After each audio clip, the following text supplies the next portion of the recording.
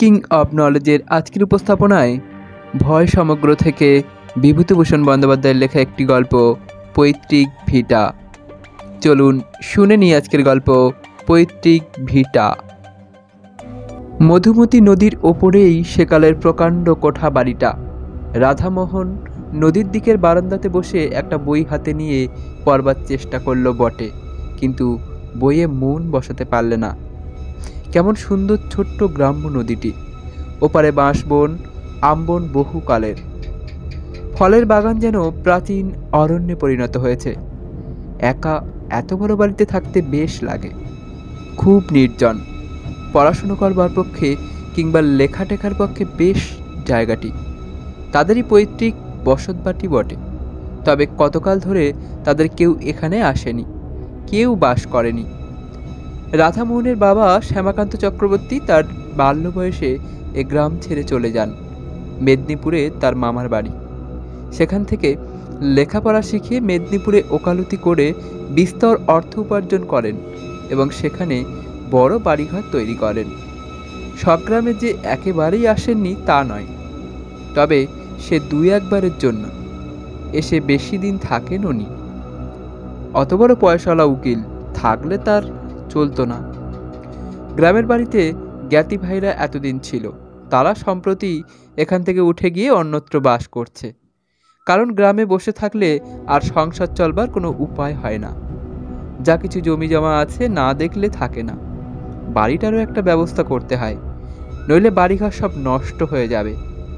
রাধামোহন নিজে গত বছর ওকালতি পাশ করে পরলোকগত পিতৃদেবের পসারে বসেছে। এবার দেশের চিঠি পেয়ে পুজোর ছুটিতে একাই গ্রামে এসেছে বাড়িঘর এবং জায়গা জমির একটা বিলি ব্যবস্থা করতে। পাশের বাড়ির বৃদ্ধ ভৈরব বাড়ুজ্যে দুদিন খুব দেখাশোনা করছেন। তিনি জোর করে তার বাড়িতে রাধামোহনকে নিয়ে গিয়ে কদিন খাইয়েছেন, নইলে রাধামোহন নিজেই রেঁধে খাবে পৈতৃক ভিটেতে, এই ঠিক করেই এসেছিল। ভৈরব বাড়ুজ্যের বড় ছেলে কেষ্ট এসে বললে, দাদা চা খাবেন? আসুন। তুই নিয়ে আয় এখানে কেষ্ট, বেশ লাগছে সন্ধ্যাবেলাটা নদীর ধারে। আনবো? সেই ভালো, যা। গ্রামের সবাই অবশ্যই আত্মীয়তা করেছে, ভালোবেসেছে। বৃদ্ধ লোকেরা বলেছে, আহা, তুমি শ্যামাকান্ত দার ছেলে, কেন হাত পুড়িয়ে রেঁধে খেতে যাবে? আমরা তো মরিনি এখনো। এসো আমাদের বাড়ি। রাধামোহন সকলের কাছেই কৃতজ্ঞ। কেষ্ট চা দিয়ে কিছুক্ষণ গল্প করে চলে গেল। তারপর রাধামোহন আবার একলা। অন্ধকার রাত্রি, মধুমতির জলে তারা ভরা আকাশে ছায়া পড়েছে। রাধামোহন বসে বসে ভাবছে, এই এত বড় বাড়িটা তার ঠাকুরদাদা তৈরি করেছিলেন কেন এখানে? সেকালের পুলিশের দারোগা ছিলেন তিনি। অনেক পয়সা রোজগার করেছেন বটে, কিন্তু বৈষয়িক বুদ্ধি ছিল না সেকালের লোকের। এই বন জঙ্গলে ভরা গ্রামে কেউ পয়সা খরচ করে বাড়ি করে? কি কাজে আসছে এখন? আচ্ছা, সুরকির কলওয়ালারা বাড়িটা নেয়, তাহলে পুরনো ইটের দরে বাড়িটা বিক্রি করা যায়। খুট করে কিসের শব্দ শোনা গেল। রাধামোহন দেখলে একটি 10-11 বছরের টুকটুকে ফর্সা মেয়ে ঘরের দাওয়ার আড়াল থেকে উকি মারছে। ঘরের মধ্যে হ্যারিকেন জ্বলছে, বারান্দাতে সামান্য আলো এসে পড়েছে, সুতরাং একেবারে অন্ধকারে সে বসে নেই। ভৈরব বাড়ুজ্যে একবার ছেলে পাঠায়, একবার মেয়ে পাঠায়। লোকটা খুব যত্ন করছে বটে। ও বললে, কি খুকি, ভাত হয়েছে বুঝি? একটু পরে মেয়েটি সংকোচের সঙ্গে বাইরে এসে দাঁড়ায়। রাধামোহন বললে, তোমার নাম কি? বেশ নাম, পড়ো? গান জানো? রাধামোহন হেসে বললে, তবে তো মুশকিল দেখছি। বিয়ের বাজারে তুমি যে বিপদে পড়বে। রান্না? বালিকা ঘাড় নেড়ে জানায় সে জানে। ওই একটা গুণ রয়েছে তোমার, কি কি রান্না জানো? সব? বাহ, বেশ খুকি, তুমি বসো। বালিকা সলজ্জভাবে ঘাড় নেড়ে বললে, না, বসবো না। কেন, কাজ আছে? না। তবে বসো। না, আমি যাই, তুমি খেয়ে এসো। যাচ্ছি। ভাত হয়েছে? তোমার খুব খিদে পেয়েছি না? যাও খেয়ে এসো। রাধামোহন কি একটা বলতে গিয়ে পেছন ফিরে দেখলে খুকি কখন চলে গিয়েছে। সে একটু পরে বাড়ুজ্যে বাড়ি খেতে গেল। ভৈরব বাড়ুজ্যে বললেন, এসো বাবাজি এসো, রান্নাও হয়ে এলো প্রায়। রাধামোহন বললে, হ্যাঁ, আপনার মেয়ে ডাকতে গিয়েছিল যে। খাওয়া দাওয়া করে রাধামোহন চলে এলো। একা নির্জন বাড়িতে তার বেশ লাগে। তার পূজ্যপাদ পিতৃপুরুষেরা যেন অদৃশ্য চরণে এখানে বিচরণ করেন। এই বাড়িতে তার পিতামহ বাল্যকালে খেলে বেরিয়েছেন। তার পিতামহী নববধূ রূপে প্রথমে এসে দুধে আলতায় পা রেখে দাঁড়িয়েছেন এ বাড়ির প্রাঙ্গণে। আজ তারা বিদেশে গিয়ে বড় বাড়ি ফেদে বাস করছে, দেশকে ভুলেছে। গভীর রাত্রে ঘুমের ঘোরে সব পূর্বপুরুষেরা যেন এসে অনুযোগ করেন। কেন আমাদের ছেড়ে চলে গেলে? কি করেছিলাম আমরা? পরদিন সকালে উঠে সে নিজের জমি জমা নিয়ে ব্যস্ত রইল। সারাদিন কাটল সেভাবে। রাত্রে বারান্দাতে বসেছে, আবার সেই খুকিটি এসে দরজার আড়ালে দাঁড়ালো। প্রথমটা রাধামোহন টের পায়নি। বড় লাজুক মেয়ে, নিঃশব্দ চরণে কখনো এসে যে দাঁড়ায়। রাধামোহন বললে, ও খুকি, ভাত হয়েছে নাকি? আচ্ছা, দেরি হবে, মাংস রান্না হচ্ছে তোমার জন্য। সত্যি? তবে তো আজ ফিস্টের ব্যবস্থা। ও, তুমি বুঝি ফিস্ট বুঝতে পারলে না? ভোজ যাকে বলে, কি বলো? খুকি হেসে চুপ করে রইল। বেশ মেয়েটি, বেশি কথা বলে না, শান্ত সলজ্জ ব্যবহার। রাধামোহন বললে, তোমার মামার বাড়ি কোথায় খুকি? ভুলে গিয়েছি। ভুলে গিয়েছি কি রকম? সেখানে যাও না? খুকি ঘাড় নেড়ে বললে, না। রাধামোহনের হাসি পেলে খুকির কথায়। বেশ নিঃসংকোচ ভাব ওর। খুকি আবার বললে, তুমি একা এসেছো কেন? রাধামোহন হাসতে হাসতে বললে, কেন বলো তো? বৌঝিদের নিয়ে এসো, এত বড় বাড়ি পড়ে আছে, আমোদ করুক। তোমার তাই ইচ্ছে খুকি? খুব, আমি তো তাই চাই। কেন? গতকাল এ বাড়ি এমনই পড়ে আছে না, কেউ পিদিম দেয় না। এ কথাটা ওর মুখ থেকে শুনে রাধামোহনের আশ্চর্য লাগলো। এতটুকু মেয়ের মুখে এমন কথা, পাকা গিন্নির মতো। ও কৌতুকের সঙ্গে বললে, তোমার তাতে খারাপ লাগে নাকি খুকি? বাহ, লাগে না? তোমরা সবাই এসো, বাড়িতে শাকবাজু সন্ধে পিদিম দেওয়া হোক। কথা শেষ করেই সে ব্যস্তভাবে বললে, তোমার খুব খিদে পেয়েছে না? বড্ড রাত হয়ে গেল। না না, এমন আর বেশি রাত কি? তোমার আবার সকালে খাওয়া অভ্যেস। তুমি কি করে জানলে খুকি? অস্ফুট হাসির সুর মাত্র শোনা গেল, কোনো উত্তর এলো না। একটু পরে মাথা দুলিয়ে দুলিয়ে খুকি বললে, ভালো লাগে, বড্ড ভালো লাগে। রাধামোহন ওর দিকে চেয়ে বললে, কি ভালো লাগে খুকি? এই তুমি এসেছো বাড়িতে, কেউ তো কখনো আসে না বাড়িতে। তুমি যাও, মাংস রান্না হয়ে গিয়েছে। হয়ে গিয়েছে? তুমি কি করে জানলে? খুকি হেসে বললে, আমি জানি যে। যাও তুমি। দাঁড়াও, আমি মুখটা ধুয়ে আসি, একসঙ্গে যাব। মুখ ধুয়ে এসে কিন্তু রাধামোহন খুকিকে আর দেখতে পেলে না। চঞ্চল মন ছেলে মানুষের, আগেই চলে গিয়েছে। বেশ খুকিটি, কেমন পাকা পাকা কথা বললে, হাসতে হাসতে প্রাণ যায়। ভৈরব বাড়ুজ্যে ওকে দেখে বললে, এসো এসো বাবাজি, এই তোমায় ডাকতে পাঠাচ্ছিলাম।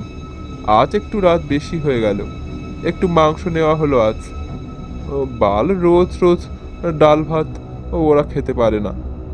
আমার বাড়ি আজ দুদিন খাচ্ছে, সে আমার ভাগ্যে, নইলে ওদের অভাব কি। তাই আজ। রাধামোহন সলজ্জভাবে বললে, না না, সে কি কথা, যা জুটবে তাই খাবো, পর ভাবেন নাকি কাকা, আমি তো বাড়ির ছেলে। পরদিনও আবার খুকি সন্ধ্যার সময় এসে হাজির। রাধামোহন বললে, এসো খুকি, তোমার কথাই ভাবছিলাম। খুকি হেসে বললে, আমার কথা? সত্যি তোমার কথা। খুকি ছেলে মানুষই ভাবে, ঘাড় দুলিয়ে বললে, কেন? আমি জানি। তুমি জানো? জানি, কিন্তু বলবো না। রাধামোহন আজ খানিকটা সন্দেশ আনিয়ে রেখেছে খুকিকে দেবে বলে। অবশ্যই আনিয়েছিল হরিনন্দীর চাকর অমূল্যকে দিয়ে, ইসলামকাঠির বাজার থেকে। ইসলামকাঠির সন্দেশ এই অঞ্চলে বিখ্যাত। অমূল্য দেখা যাচ্ছে গল্প করে বেরিয়েছে। রাধামোহন মনে মনে বিরক্ত হয়ে উঠল অমূল্যের ওপর। খুকিকে হঠাৎ খুশি করে দেবে সন্দেশ হাতে দিয়ে ভেবেছিল, সেটা আর হলো কই। তবুও রাধামোহন বললে, না তুমি জানো না খুকি। কি বলো তো? খুকি মৃদু মৃদু হেসে বললে, জানি আমি। ওর হাসির মধ্যে এমন একটা বিজ্ঞতা আছে যে রাধামোহন আর কোনো প্রশ্ন করলে না এ নিয়ে। ও জানে, ওর মৃদু হাসির মধ্যে দিয়েই সে কথা বোঝা গেল। অমূল্যটা আচ্ছা তো, পাড়া গায়ের লোকের পেটে কোনো কথা থাকে? খুকি আবদারের সুরে বলল, কই, দাও আমাকে সন্দেশ। রাধামোহন ব্যস্ত হয়ে ওকে সন্দেশ দিতে গেল, কিন্তু ওকে আর সেখানে দেখা গেল না। চঞ্চলা বালিকা কখন হঠাৎ চলে গিয়েছে। ওর ধরন বড় আশ্চর্য রকমের। আহারের সময় ভৈরব বাড়ুজ্যের বাড়িতে ও সন্দেশটা নিয়েই গেল। বললে খুকি বড় লাজুক, তখন চলে এলো। ওকে একটু এই। ভৈরব বাড়ুজ্য হেসে বললে, খুকি বুঝি তোমার কাছে গিয়েছিল? রোজই যায়, গল্প স্বল্প করে। তাই নাকি? হ্যাঁ, ও একটু লাজুক বটে, খুব ছেলে মানুষ তো। পরদিন সন্ধ্যায় খুকি আবার নির্দিষ্ট স্থানটিতে এসে দাঁড়ালো বারান্দাতে। রাধামোহন বললে, কাল অমন করে চলে গেলে কেন তুমি? আমি ভারী রাগ করেছিলাম কিন্তু। খুকি হেসে চুপ করে রইল। খেয়েছিলে সন্দেশ? বাড়ি, যখন তুমি বললে উনি তো আমার খাওয়া হয়ে গেল। পরক্ষণেই সে যেন স্নেহের সুরে বললে, তুমি এসেছো, আমার কত ভালো লাগছে। বাড়িতে পিদিন চলছে, একা একা ভালো লাগে। শহরে যাবে? চলো আমার সঙ্গে, চলো। আমার এখানেই ভালো, ওসব আমার ভালো লাগে বুঝি। বাহ, কত টকি ছবি, কত খাবার দাবার। ও হোকে, আমার তাতে কি? তুমি আবার আসবে বলো? আসবো নিশ্চয়ই, কেন আসবো না। এতদিন তো আসুনি, ভিতে তো সন্ধ্যার সময় প্রদীপ জ্বলেনি। আচ্ছা আসি আজ, তুমি তো মঙ্গলবারে যাবে। রাধামোহন একটু আশ্চর্য হলো। মঙ্গলবারে সে যাবে বলেছিল ভৈরব বাড়ুজ্যকে। ভৈরব কাল আবার বাড়িতে গল্প করেছে। তারপর দুদিন রাধামোহন বৈষয়িক কাজে অন্য গ্রামে গিয়ে রইল। সোমবার অনেক রাত্রে নৌকা যোগে সব গ্রামে ফিরল বটে, কিন্তু ভৈরব বাড়ুজ্যের বাড়ির কারো সঙ্গে অত রাত্রে আর দেখা করলে না। ঘরে চিড়ে ছিল, তাই খেয়ে রাত কাটালে। পরদিন সে যাবার জন্যে তৈরি হচ্ছে। ভৈরব এসে বললে, বাবাজি, কাল কত রাত্রে এলে? খেলে কোথায়? আমাদের ডাকা তোমার উচিত ছিল। তুমি তো ঘরের ছেলে, এত লজ্জা করো কেন? ছি। রাধামোহন বললে, আপনার খুকিটিকে একবার ডেকে দিন না। বেশ বেশ, এখনই ডাকছি, দাঁড়াও। একটু পরে একটি 8 বছরের কালো মতো মেয়ের হাত ধরে ভৈরব বাড়ুজ্যে সেখানে নিয়ে এলেন। রাধামোহন বললে, এ খুকি তো নয়, এ দিদি। ভৈরব বাড়ুজ্যে বললেন, এ দিদির তো বিয়ে হয়ে গেছে, সে শ্বশুর বাড়ি আছে, তুমি তাকে দেখোনি। তবে আপনার বাড়ির অন্য কোনো মেয়ে? আমার বাড়িতে বাবাজি আর কোনো মেয়ে নেই। তবে অন্য কোনো মেয়ে? কিন্তু না, আর কোনো মেয়ে এ পাড়ায় নেই ও বয়সের। দুঘর তো মোটে ব্রাহ্মণের বাস। বয়স কত? রাধামোহনের হঠাৎ মনে পড়ে গেল। বললে, ওর নাম বলেছিল লক্ষ্মী। লক্ষ্মী? সে আবার কি? কই, ও নামের মেয়ে এই গ্রামেই নেই। তোমার শুনতে টুনতে ভুল হয়ে থাকবে বাবাজি। শুনতে ভুল হতে পারে নামটা, কিন্তু সে খুকিটি কে? সে তো আর ভুল হবে না। কই বাবাজি, বুঝতে তো পারলাম না। ও বয়সের ও নামের মেয়ে আমাদের পাড়ায় কেউ নেই ঠিকই। রাধামোহন চিন্তিত মনে বিদায় নিলে। আশ্চর্য ব্যাপার, খুকি বার দেখা করতে এলো না কেন? সাগ্রাম থেকে ফেরবার 2 বছর পরে রাধামোহন তার পিসির বাড়ি গিয়েছে জব্বলপুরে। সেখানে পুরনো ফটো অ্যালবাম খুলে দেখতে দেখতে একটি মেয়ের ফটো চোখে পড়ল। এই মেয়েটিকে সে যেন কোথায় দেখেছে, ঠিক মনে পড়ল না।